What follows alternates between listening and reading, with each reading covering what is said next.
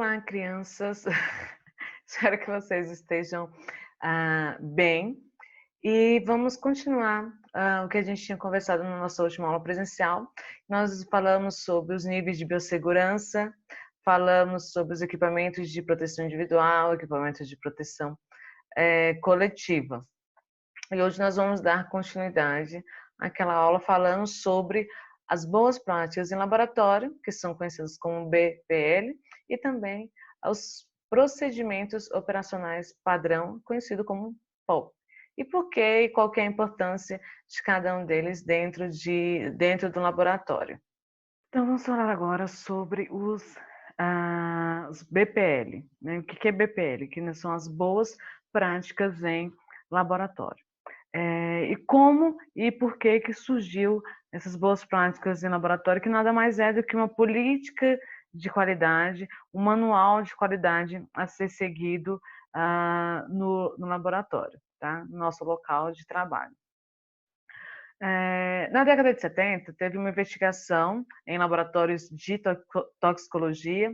Essa investigação foi realizada pela FDA, que é bem parecido com o nosso Anvisa aqui no Brasil, e foram encontradas algumas irregularidades, por exemplo, pessoas não treinadas, resultados não confiáveis, resultados não documentados e até mesmo fraudes. Outras coisas, outras coisas que eles observaram neste trabalho foram o quê? Pessoas que eram responsáveis pelo laboratório, pelo setor, que não tinham conhecimento, né, total ou parcial do que estava acontecendo ali com a utilização de equipamentos, dos projetos que estavam ocorrendo e etc. Pessoal também não treinado, então pessoas que estavam mexendo no equipamento sem um treinamento anteriormente e estavam fazendo do jeito que elas achavam que era o certo, ou que alguém já estava fazendo errado e elas continuavam fazendo errado porque viram outras pessoas fazendo daquela forma. Os protocolos eles eram mal elaborados, ou seja, não tinham tudo que deveria ter, né? Protocolos incompletos, e quando tinha algum tipo de protocolo também, as pessoas elas não seguiam esses protocolos por N motivos. Os resultados eles não eram escritos, então as pessoas não sabiam, não tinha como buscar, qual foi o resultado do procedimento que você fez? Não tinha nada escrito. E se você não tem nada escrito, como é que você vai saber depois? Eu vi lá no resultado, eu vi lá, é isso, o resultado é esse, ok. Mas aí não tem gráfico, não tem a confirmação daquele resultado, e aí você não tem como você rastrear quem fez, como fez e onde fez, porque não tem nada escrito. Então, no laboratório sempre a gente tem que escrever o que você fez, escrever como fez, escrever tudo que você fez, do início até o fim. Isso tem que sempre estar escrito em alguma ata, em algum documento do laboratório, pessoal e também do laboratório. Também eles relataram a utilização de testes que não eram adequados àquelas substâncias que eles estavam trabalhando. Então, utilizando testes que precisavam de equipamentos por luz e utilizando equipamentos sem luz ou demais, né? Utilizando equipamentos inadequados para os testes que eles estavam utilizando. E o que a gente tem de resposta nisso? A gente tem uma resposta errada, uma resposta não confiável, e também você pode ter até equipamentos estragados utilizando as substâncias que não são para ser utilizadas naquele tipo de equipamento. No Brasil, na década de 90 o IBAMA solicitou que o Inmetro que passasse a fazer a certificação dos laboratórios e dos equipamentos utilizados no laboratório. E para isso, né, para que o laboratório seja certificado, a gente tem que se preocupar muito com os padrões de qualidade. Então, esses padrões de qualidade precisam ser extremamente alto. Então, para ter esse alto padrão de qualidade, o que a gente tem que buscar? fazer estudos bem planejados e controlados. Então, sempre antes de trabalhar no laboratório, tem que estar tudo descrito, o que que você vai fazer, o que que você vai utilizar, quais são os tipos de reagente, né?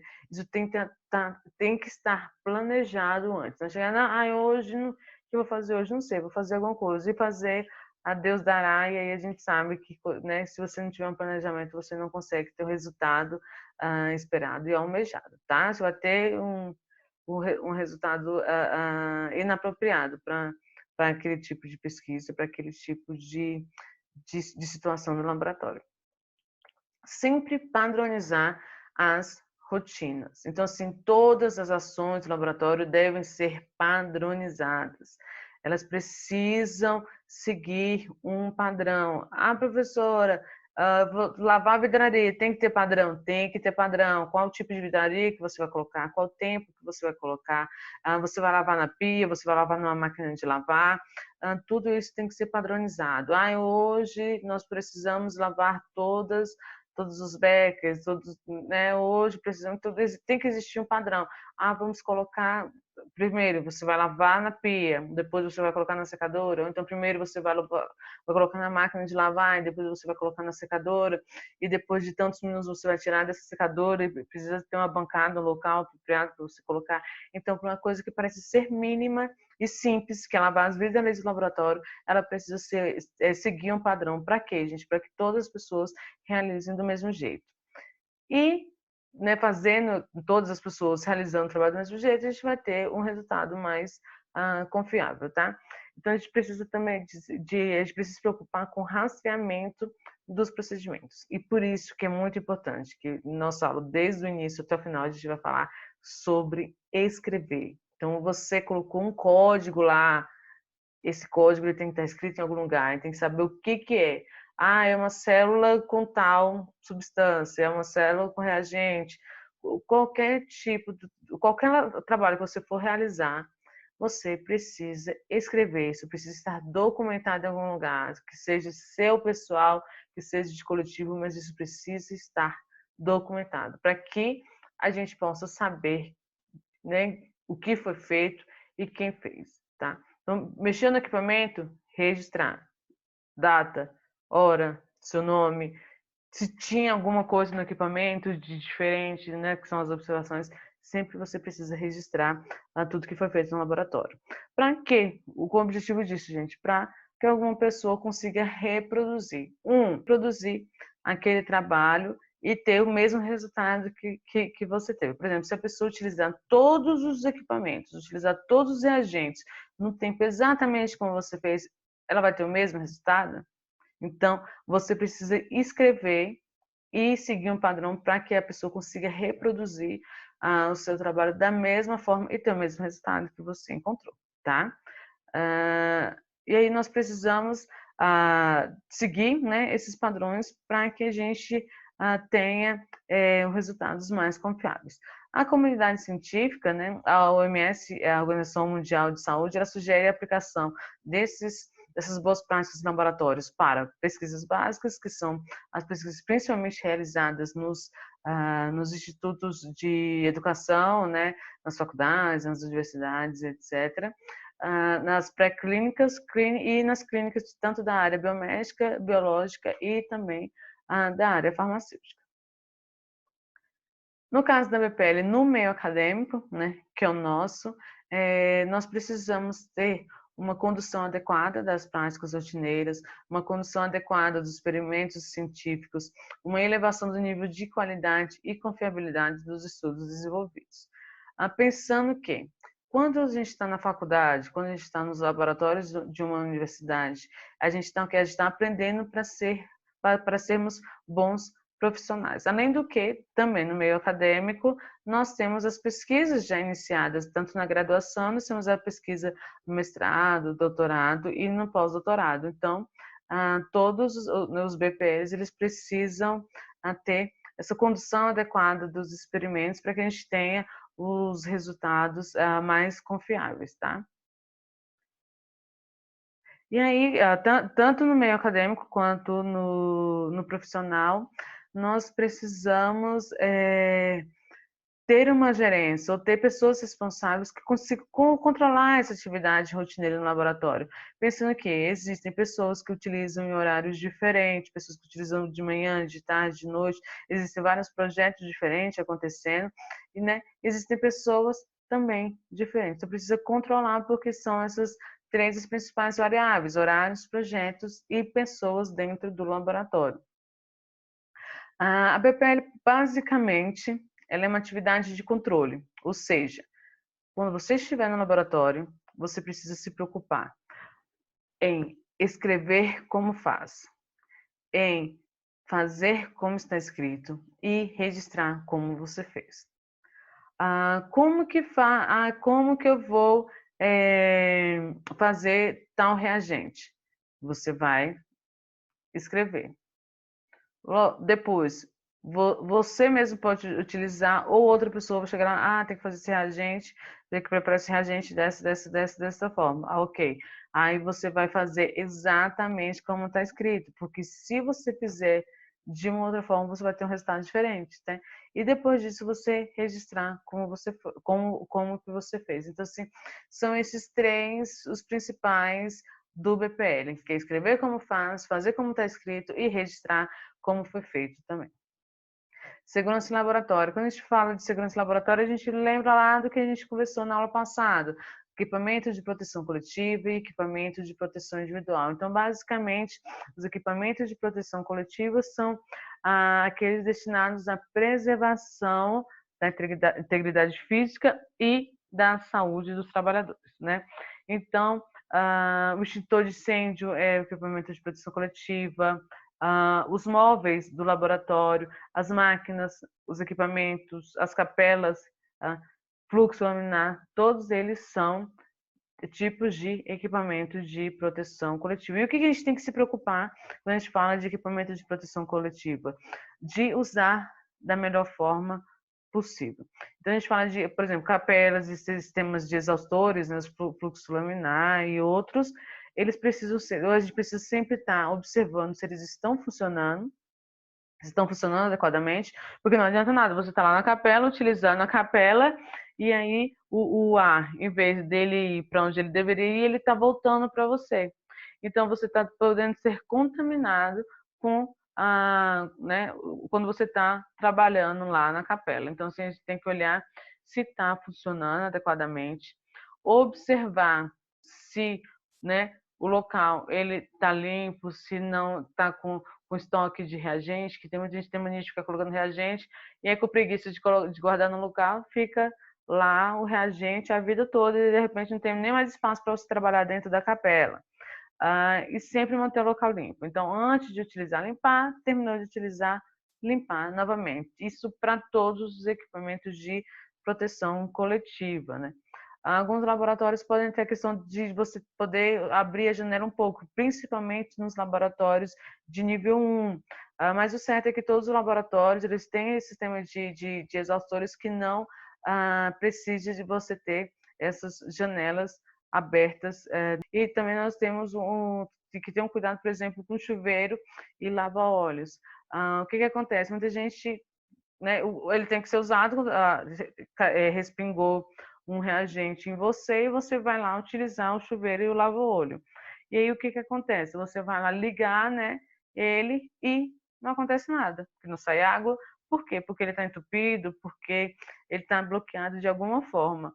Então, você tem um chuveiro, você tem um equipamento de proteção coletiva, só que ele não vai ser útil para você. Então, todos os equipamentos de proteção coletiva, chuveiro, capela, né, o extintor, por exemplo, todos eles precisam sempre ser examinados, eles precisam ser examinados periodicamente para ver se eles estão funcionando adequadamente, tá ok? E os equipamentos de proteção individual, que nós conversamos, né? Os sapatos, a luva, a máscara, touca, óculos, o jaleco, são os equipamentos de proteção individual e a gente tem que tomar um cuidado na utilização desses equipamentos. E quando utilizar esses equipamentos? nós vamos utilizar dependendo do nosso tipo de trabalho. Então, tem trabalho que você vai utilizar um jaleco com punho fechado, outro trabalho com jaleco de punho aberto. O tipo de máscara para cada tipo de trabalho. Nós vimos na aula passada sobre os tipos de máscara, sobre os tipos de luva. Então, primeiro você vai olhar qual é o tipo de trabalho que você vai realizar para saber qual tipo de equipamento de proteção individual você vai utilizar, porque existe as peculiaridades para cada tipo de atividade profissional, né? Então, cabe a nós, né, profissionais, tanto no laboratório de ensino quanto nos laboratórios profissionais, você deve sempre utilizar os equipamentos de proteção individual para a finalidade em que ele se destina. Então, assim, eu coloquei o jaleco, eu vou trabalhar dentro do laboratório. Eu preciso ir comer, eu vou retirar o jaleco. Eu preciso ir no banheiro, eu vou retirar o jaleco. Estou falando assim do jaleco, mas todo equipamento de proteção individual, porque as pessoas lembram de tirar luva, tirar máscara, tirar touca e sai de jaleco. Então, assim, não, você vai utilizar eles apenas para a finalidade. Então, eu preciso utilizar todos os equipamentos de proteção individual para trabalhar no laboratório. Sair do laboratório, eu retiro os equipamentos de proteção individual para realizar as outras tarefas que você tem que fazer, tá? Sempre, né, você tem que ser responsável pela guarda e pela conservação. Tem alguns laboratórios que não vão utilizar, por exemplo, jaleco descartável, então você tem que usar o seu jaleco. Então você é responsável por lavar, por cuidar do seu jaleco para não estar levando contaminação nem para o laboratório também, nem para sua casa, se você for utilizar, se for levar esse jaleco para sua casa para poder lavar. Se encontrar, né, algum tipo de alteração, ou então se você vê que o laboratório ele não está utilizando os equipamentos de proteção individual necessários para aquele uso, também sempre levar isso para os responsáveis do laboratório, tá? E cumprir com as determinações do local, seja de laboratório de ensino ou outros, você sempre cumprir com o que for determinado para você naquele ambiente em relação a equipamentos de proteção individual. Então, nós temos que utilizar os equipamentos de proteção individual para ele conter, né? O que ele deve conter? Vai ser primeiro feita uma análise de risco. Você precisa saber o que eu vou trabalhar. E aí, dependendo do que você vai trabalhar, você vai usar tipos diferentes de equipamento de proteção individual. Porque quando eu falo de tipos diferentes de equipamento de proteção individual, eu falo, por exemplo, tipo de luva. Para esse serviço, esse tipo de luva serve. Né? A luva de látex está ok. Não, eu preciso usar. Se eu for fazer vou manusear um animal, eu vou usar um outro tipo de luva. Se eu for trabalhar com produtos contaminantes, eu vou usar um outro tipo de luva. Então, existe um tipo de luva para cada tipo de trabalho. Existe um tipo de máscara para cada tipo de trabalho. Então, primeiro você precisa analisar, fazer uma análise de qual é o tipo de risco, tá? E observar também se os equipamentos de proteção individual eles estão adequados, se estão dentro da validade, se quando você pegou na caixinha de luva ela está tudo certinho, tudo escrito ok, né? De loja de fabricação, de data de validade, né? E dados da empresa do fabricante e demais. Então, ter esse cuidado com os equipamentos que a gente está utilizando, porque às vezes se você não tiver esse cuidado, você pode utilizar e você ser contaminado por falta de atenção. Então, a gente, como eu sempre falo, todo cuidado no laboratório é pouco. Recomendações no laboratório, como né, nós já conversamos, não se alimentar de forma nenhuma, não guardar nenhum tipo de alimento nas geladeiras ou armários dentro do laboratório. Precisa sempre dentro de laboratório ter um local específico para alimentação. Tomar cuidado, eu vou colocar só na bancada a mão quando eu estiver com luva, mas aí eu pego e coloco o cotovelo lá na bancada. Então você está levando contaminação do seu cotovelo e levando também do seu cotovelo. Então, assim, tomar. E aí, né, puxa a manga do jaleco. Então, assim, tomar muito cuidado com a utilização dos equipamentos de proteção individual dentro do laboratório. E aí, sabendo disso também, sempre manter limpo antes de utilizar e depois de utilizar bancada, capela, centrífuga, todos os equipamentos que você for utilizar, você precisa limpar antes e limpar após.